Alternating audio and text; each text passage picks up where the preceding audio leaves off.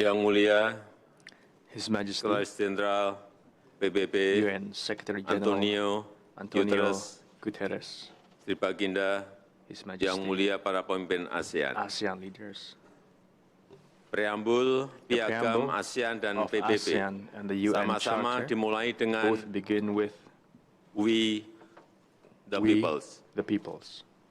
Ini artinya This rakyat means harus our people terus must jadi always prioritas. be the top priority.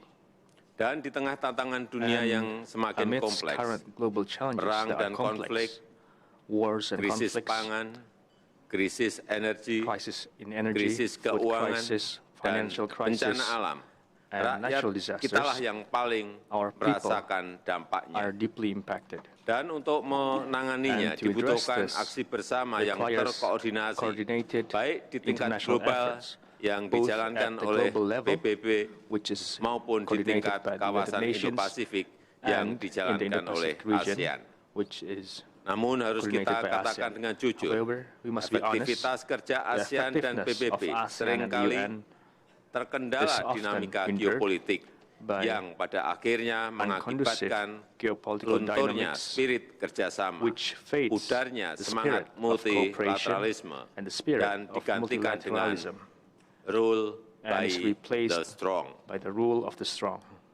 di mana ASEAN dan PBB ASEAN and the punya UN pilihan yang jelas untuk have terus clear choices konsisten menyuarakan to be consistent penghormatan terhadap hukum in internasional respecting sebagai international law landasan as a interaksi basis antar bangsa for dan paradigma cooperation between kolaborasi yang and inklusif. inclusive paradigm of Mari collaboration. bersama kita usung Together, agenda let pembangunan us yang promote lebih adil a fair bagi development negara agenda berkembang, for termasuk developing hak countries, untuk maju including the dan right untuk to sejahtera. progress and prosper. Reformasi tata kelola global Global governance harus reforms kita must gelurakan continue to be agar our tetap priority fit to remain for purpose fit for and purpose fit for its and time. fit for its time. Mari perkuat Let us kerjasama antara Strengthen the ASEAN dan spirit PBB of international demi cooperation kebaikan between rakyat UN di and dunia. ASEAN for the people Terima kasih.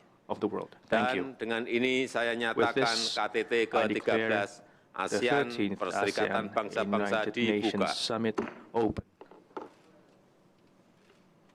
Selanjutnya saya mengundang Yang Mulia Next, I Antonio His Guterres, Excellency Sekretaris Secretary General Jenderal of the UN, PBB untuk Antonio menyampaikan Guterres, pidato to deliver pembukanya. his opening Yang speech. Mulia Your dipersilahkan. Excellency, you may have the floor.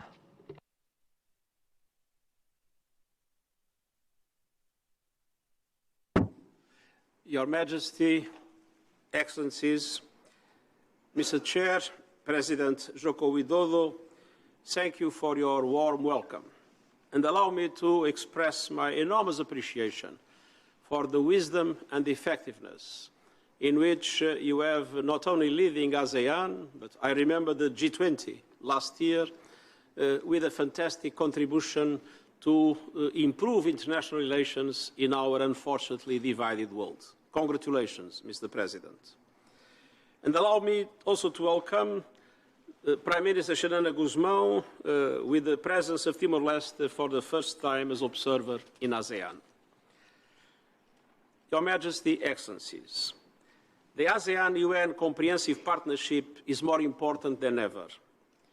We face tests as far as the eye can see, from the climate emergency to a global cost of living crisis, to raging conflicts, to growing poverty, hunger, and inequalities.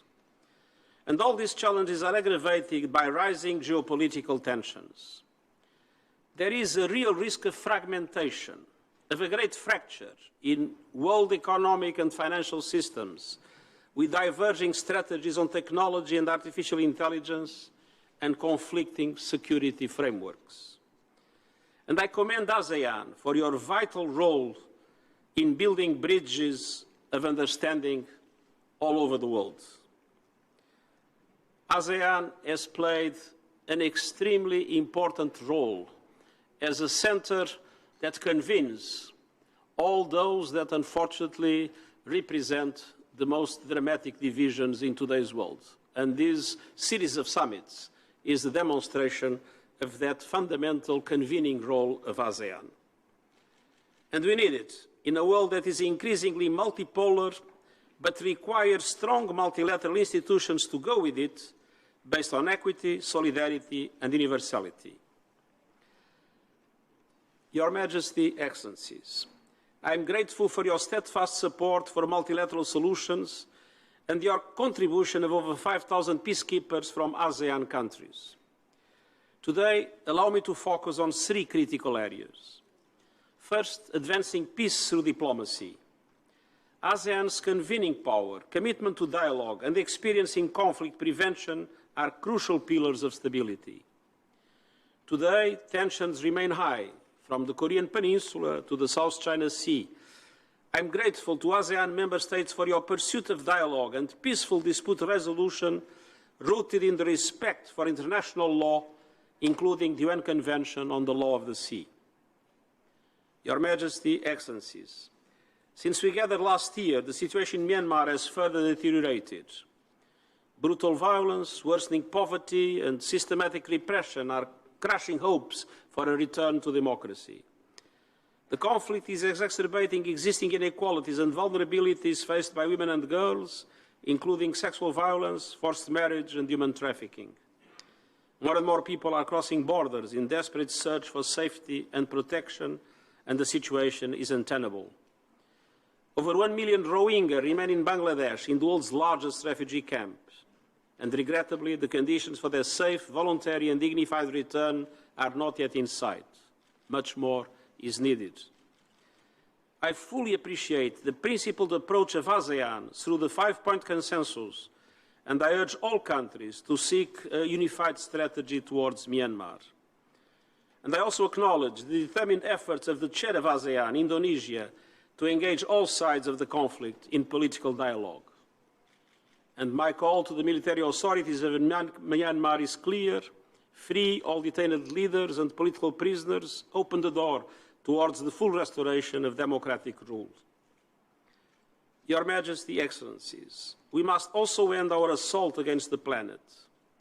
ASEAN ranks amongst the most biodiversity-rich regions and is highly vulnerable to natural disasters. We can still limit the worst impacts and meet the goals of the Paris Agreement. I have put forward the Climate Solidarity Pact, in which all big emitters make extra efforts to cut emissions and wealthier countries support emerging economies to do so. And I have proposed an acceleration agenda that calls on developed countries to reach net zero as close as possible to 2040 and the emerging economies as close as possible to 2050. ASEAN is uniquely positioned to be a leader of an energy transition that is global, sustainable, just, inclusive, and equitable. I commend ASEAN member states that are pioneering just energy transition partnerships like Indonesia and Vietnam. And I commend all who are accelerating the phase-out of coal and jump-starting a fair and inclusive renewables revolution. But greater ambition is still needed, along with much greater support. Developed countries must finally deliver on their commitments to developing countries. Your Majesty, Excellencies, resources are also central in the third area for action, rescuing the Sustainable Development Goals. I have called for deep and structural changes to make global frameworks, including the Bretton Woods system, more representative of today's economic and political realities, and also more responsive to the needs of developing countries. Such change will not happen overnight, and I have proposed concrete steps we can take now, including a Sustainable Development Goal stimulus of $500 billion a year to the benefit of developing countries for them to be able to reach the Sustainable Development Goals. These and other action would catalyze SDG progress and help developing countries invest in key transitions across energy, food, digital education, health, decent jobs, and social protection. Your Majesty, Excellencies, I count on ASEAN member states to help raise global ambition in the vital months ahead. And you can always count on my wholehearted support to shape a future of peace and prosperity for the people of Southeast Asia and the world. Thank you.